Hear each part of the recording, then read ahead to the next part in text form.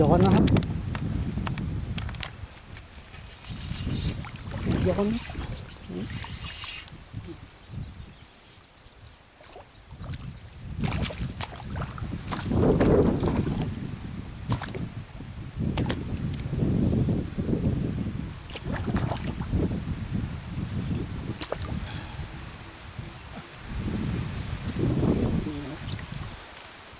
ตัวนี้กินไก่นะครับกินฟากนู้นเลย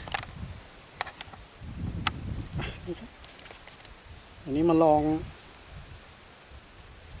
เด็กตกปลาแอร์ไลน์นะครับผมนี่ครับใช้งานได้ดีนะครับลมแรงๆก็ใช้งานได้นะครับผมนี่ครับ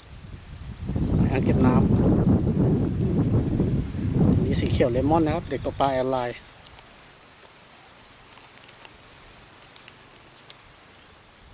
เป็ดเข้าไปอย่างนี้เลยโอเคครับขอบคุณงานด้วยครับเด็กตกปลาแอร์ไลน์ครับผมสุดยอดมากๆครับ